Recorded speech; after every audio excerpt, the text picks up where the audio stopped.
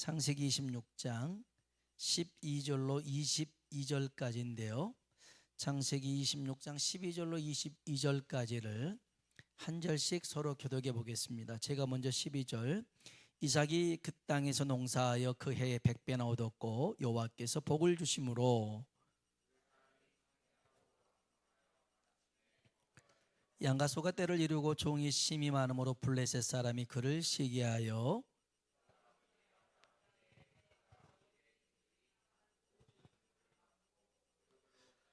아비멜렉이 이삭에게 이르되 내가 우리보다 크게 강성한즉 우리를 떠나라.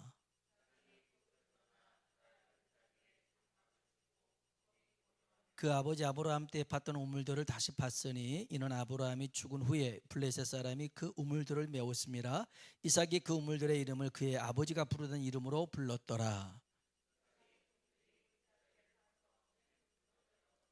그날 목자들이 이삭의 목자와 다투어 이르되 이 물은 우리의 것이라 하며 이삭이 그 다툼으로 말미암아 그 우물 이름을 에색이라 하였으며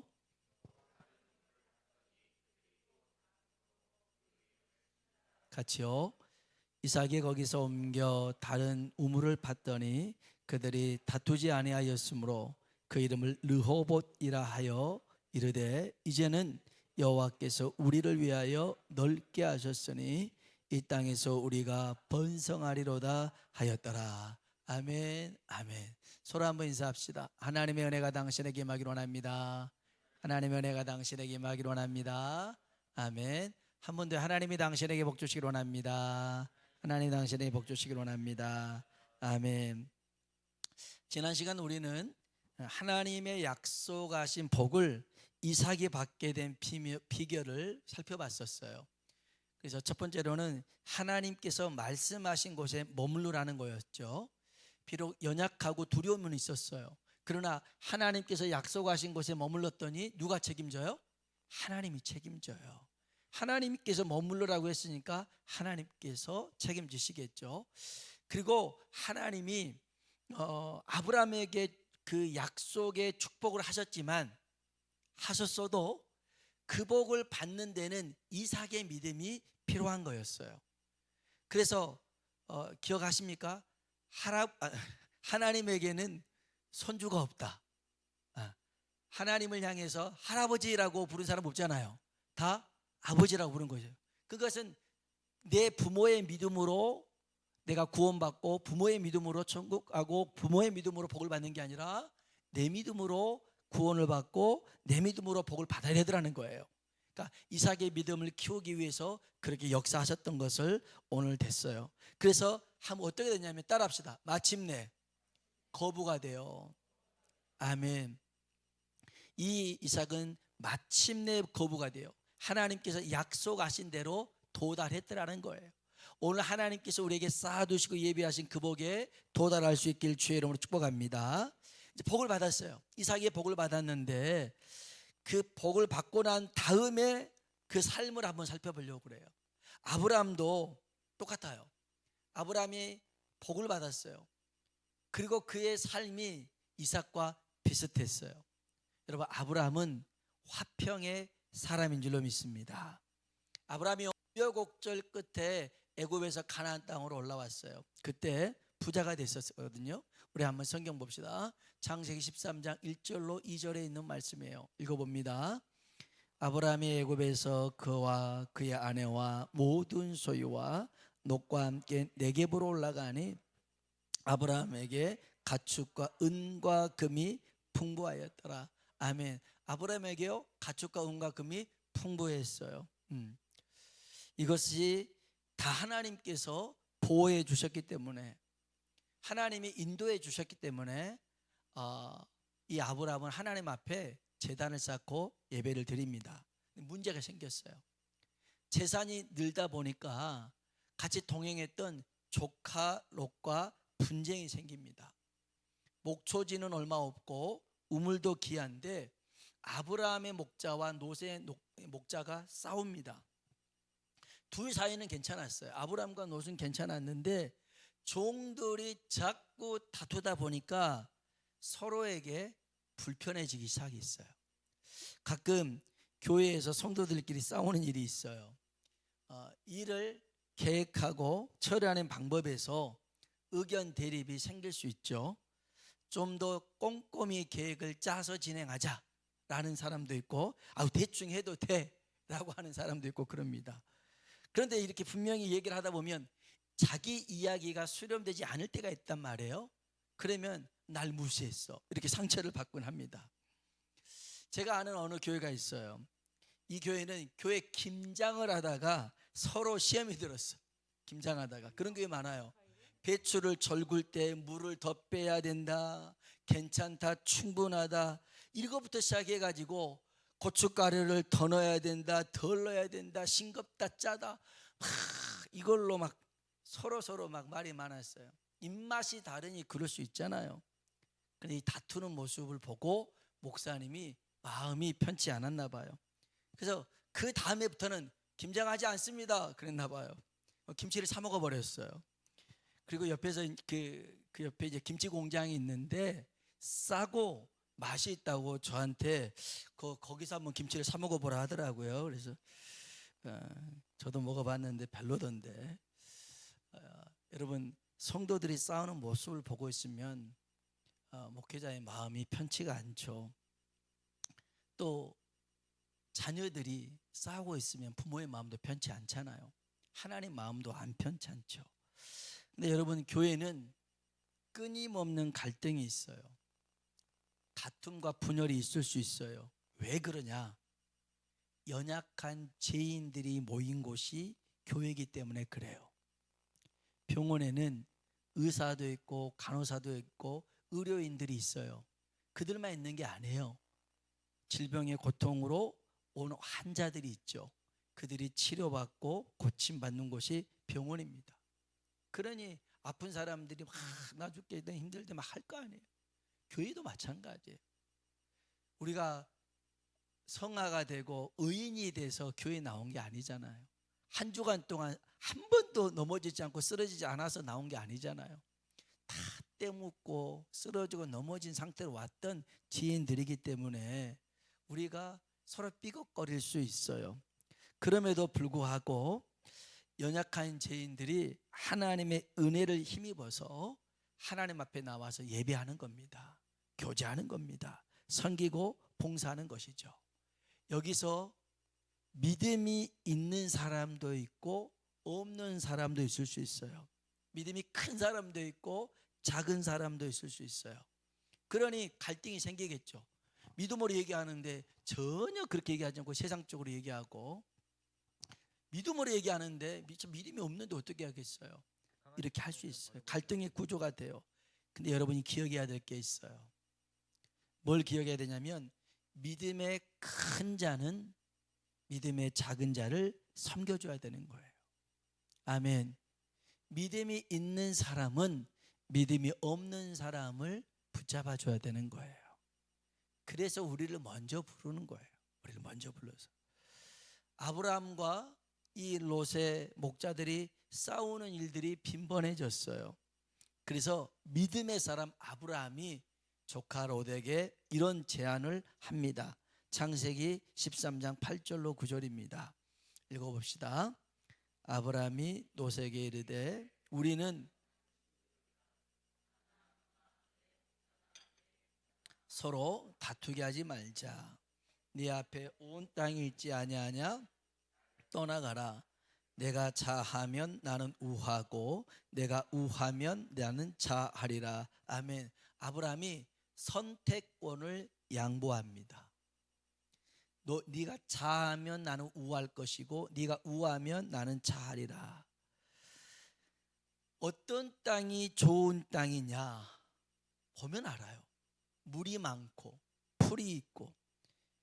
그래서 이게 아브라함의, 보통 사람의 관심사겠지만 아브라함의 관심은 이게 아니었어요. 먼저 양보한 거였죠. 왜요? 싸우지 말자고. 그래서 먼저 양보하니까 이 조카 롯은 알겠어요. 그러면서 보니까 물 많고 또 풀도 있고 소돔과 고모라 땅이 마치 여호와의 물된 동산 같았어요. 저 땅으로 할게요. 그리고 조카 롯은 떠나갑니다. 그 그때 하나님이 아브라함에게 그래요. 아브라함아, 동서남북 사방을 한번 봐봐라. 네가 볼 수 없는 데까지 한번 봐봐라. 그 땅을 너에게 주리라. 할렐루야. 여러분, 아브라함은요, 믿음의 형제끼리 다투는 것이 싫었어요. 감정이 상하는 것도 싫었고, 다른 사람에게 하나님 믿는 사람들이 어쩌면 저럴 수 있냐라는 소리도 듣기 싫었어요. 그래서 손해보는 일을 했어요. 자기가 삼촌이잖아요. 삼촌이 먼저 선택할 수 있음에도 불구하고, 아니 자기 덕에 조카롯이 부자가 됐으니까 권리를 주장할 수 있잖아요. 그렇게 하지 않아요. 어떤 게 하나님이 기뻐할까를 생각해요. 이것이 복 받은 사람의 특징입니다. 어떻게 하면 하나님을 기쁘게 할까? 여러분, 하나님이 주신 복은 혼자서 누리라고 주신 게 아니에요. 함께 나누라고 주신 것인 줄로 믿습니다. 그래서 하나님이요, 이 조카 롯은 그 자기의 눈으로 봤던 소돔과 고모라였지만 실상은 하나님의 심판을 앞둔 땅이었어요. 모르니까 글로 가는 거예요. 아브라함은 하나님께서 또 보여주신 그곳으로 나아가는 것입니다. 오늘 본문에 보면 이삭도 마찬가지입니다. 그도 복을 받은 후에 화평의 사람이 되었습니다. 이삭이 부자가 됐어요. 농사를 지었거든요. 100배의 복을 받았어요. 마침내 거부가 되었습니다. 주변 사람들이 그런 이삭을 보고 시기하기 시작합니다. 창세기 26장 12절로 15절에 있는 말씀입니다. 읽어볼까요? 이삭이 그 땅에서 농사하여 그 해에 100배나 얻었고 여호와께서 복을 주심으로 그 사람이 창대하고 왕성하여 마침내 거부가 되어 양과 소가 떼를 이루고 종이 심히 많으므로 블레셋 사람이 그를 시기하여 그 아버지 아브라함 때에 그 아버지의 종들이 판 모든 우물을 막고 흙으로 메웠더라. 아멘. 블레셋 사람들이 시기를 했어요. 이삭이 복 받은 걸 보고 시기를 한 겁니다.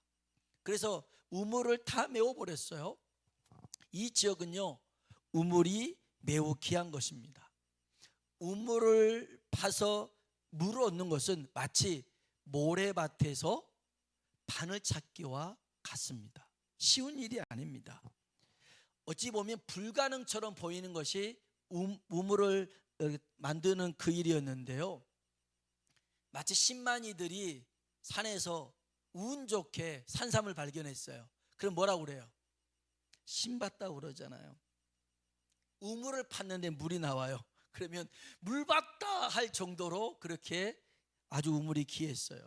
그런데 그런 모든 우물을 다 블레셋 사람들이 막아버렸던 거였어요. 이때 이삭이 이건 우리 아버지가 팠던 우물이야. 니네들이 왜 막아? 왜 메웠어?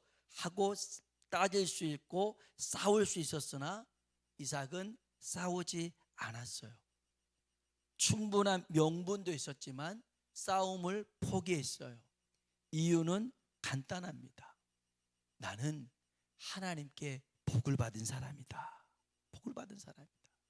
너희들이 아무리 방해한다고 해도 하나님께서 내게 복을 주실 것이라는 확신이 있었어요. 오늘 여러분에게도 이런 확신이 있길 주의 이름으로 축원합니다. 그래서 다시 우물을 팝니다. 우물을 팠는데 이삭의 종들이 물 봤다 이런 겁니다. 그러니까 그 지역의 목자들이 뭐라고 그러냐면 이건 우리 거야 그러면서 다툽니다. 힘들게 우물을 팠는데 자기들 거래요. 그래서 그 우물 이름을 에색, 다투다라는 이름을 붙이죠. 성경 한번 볼까요? 창세기 26장 19절로 20절에 있는 말씀입니다. 같이 한번 읽어보겠습니다. 이삭의 종들이 골짜기를 파서 샘 근원을 얻었더니 그날 목자들이 이삭의 목자와 다투어 이르되 이 물은 우리의 것이라 하매 이삭이 그 다툼으로 말미암아 그 우물 이름을 에색이라 하였으며 아멘. 아까는 블레셋 사람들이, 이번에는 그랄 목자들이 자기 거라는 거예요. 기가 막히죠. 우물 파는 게 쉽지 않아요. 굉장히 힘든 일이에요. 비용도 많이 듭니다. 그런데 우물이 딱 나오니까 자기들 거라는 거예요. 그러니까 싸울 법 하잖아요. 야, 우리가 돈 들여서 팠는데 무슨 소리야? 할 수 있잖아요. 그런데 이삭은 그 우물을 포기합니다. 이유가 뭘까요? 따라합시다. 나는 하나님께 복을 받은 사람이다. 아멘. 이게 안 싸울 수 있는 방법이에요. 나는 하나님께 복을 받은 사람이에요. 그러면서 다른 우물을 팝니다. 놀랍게도 우물을 파는데 파는 족족 물이 터져납니다. 이야, 얼마나 기뻐요. 그랬더니 이 인간들이 또 나타납니다. 지들 거라고 또 우겨요. 21절 한번 봅시다. 21절 읽어볼까요? 또 다른 우물을 팠더니 그들이 또 다툼으로 그 이름을 신나라 하였으며. 아멘, 아멘. 아니, 또 우물을 팠는데 또 덤벼들었어요. 신나, 대적하다라는 뜻인데요. 여러분, 지금 몇 번째입니까? 해도 너무한 거 아닙니까? 지들은 아무것도 하지 않고 그냥 우물 파면 무임승차해서 자기 거라는 거예요. 대학생들이 제일 싫어하는 과제가 있어요. 팀플이라는 과제입니다. 팀플레이인데요, 조별 과제를 얘기하는 거예요. 조별을 몇 명을 만들어 가지고 이 조에서 뭔가를 해야 하라. 그러면 같이 자료 조사도 하고 정리도 하고 발표를 해서 서로 분담해야 되는데 아무것도 안 한 사람이 있어요. 그리고 자기 이름만 거기 올리는 사람이 있어요. 얼마나 얄미운지 몰라요. 이게 학교에만 있는 게 아니라 직장에도 있어요.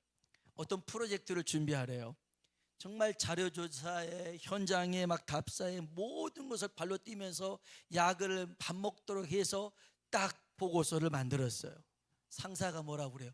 수고했어. 말 한마디 해놓고는 올라갈 때는 자기 이름 써가지고 올려보내는 거예요. 아주 나쁜 사람이죠. 열받잖아요. 열받죠. 교회에서도 그런 경우 있어요. 아무 일도 하지 않는 사람인데 일 열심히 하는 사람에게 이건 원래 그렇게 하는 게 아니야, 이렇게 말하는 사람이 있어요. 일이라도 하면 좋지요. 일도 안 하면 안 돼 그런 거예요. 또 교회에 어떤 사람이, 새로운 사람이 나와서 열심히 일하려고 그러면 아이고 너무 나대는 거 아니냐고 그렇게 핀잔을 주는 경우가 있어요. 어느 교회는 새로 나온 성도가 은혜를 너무 받았어요. 그래서 목사님께 자동차를 선물해 줬대요. 그랬더니 성도들이 시기를 해가지고 나온 지 얼마나 됐다고 비싼 자동차를 선물하냐, 지가 부자면 얼마나 부자다고 저렇게 생색을 내냐, 그냥 대놓고는 아니지만 뒤통수에 대고 네가 부자면 얼마나 부자라고 그러냐, 막 그러니까 이분이 이 교회에 나와서 은혜를 받았는데 주변 성도들 때문에 견딜 수가 없는 거예요. 그래서 정말 은혜 받는 그 자리였지만 떠나버리더라는 거예요. 떠나버려. 여러분, 시기가 이렇게 무서운 거예요. 바리새인들이 시기가 가득 찼거든요. 자기들한테 왔던 스포트라이트가 예수님께 가는 것을 못마땅했어요. 또 이런 경우도 있어요. 어느 교회는 명절에 장로님들이 당회장실 앞에 딱 서 있어서 성도들이 선물 가지고 목사님한테 가는 걸 막고 있어요. 목사님한테 선물하면 안 돼요. 목사님이 목회에 집중을 해야지, 오직 하나님만 바라보고 목회를 해야 된다고 선물을 못 갖게 하는 거예요. 이유는 간단해요. 자기들이 선물을 하지 않으니까 다른 사람도 선물을 못하게 하는 거였어요. 그래야 자기 허물이 안 보이니까. 여러분, 이러면 안 돼요. 한번 따라 합시다. 나는 하나님께 복을 받은 사람이다. 아멘.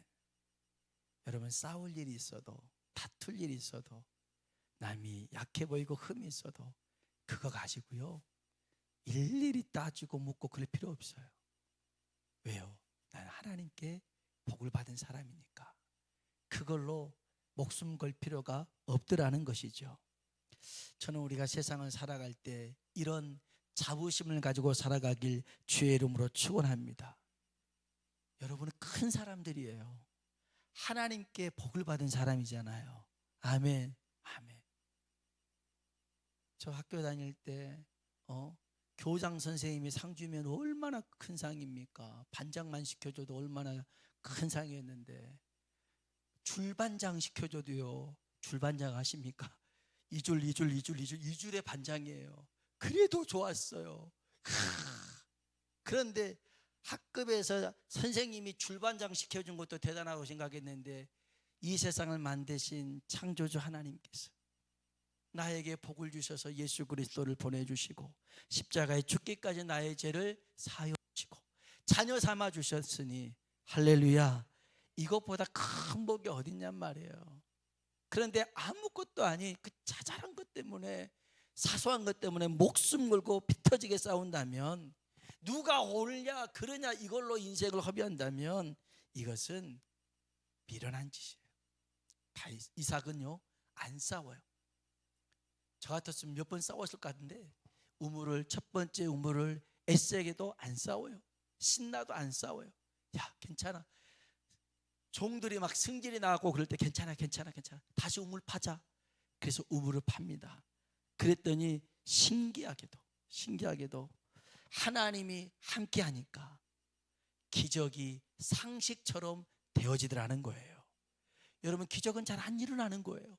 그런데 하나님이 함께 하니까, 아니 넣는 파는 족족히 우물이 나오더라는 거죠.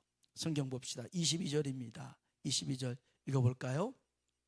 이삭이 거기서 옮겨 다른 우물을 팠더니 그들이 다투지 아니하였으므로 그 이름을 르호봇이라 하여 이르되, 이제는 여호와께서 우리를 위하여 넓게 하셨으니 이 땅에서 우리가 번성하리로다 하였더라. 아멘. 르호봇, 장소가 넓다라는 뜻인데, 하나님께서 이제 내게 복을 넓게 주실 거야 라는 믿음의 이름을 붙여버렸어요. 여러분, 그래서 마태복음 5장에 보면 주님이 그래요. 온유한 자가 땅을 차지하고 화평케 하는 자가 하나님의 자녀라 일컬음을 받게 되더라는 것입니다. 여러분, 화평케 하는 것이 복 받는 사람의 태도입니다. 자세예요.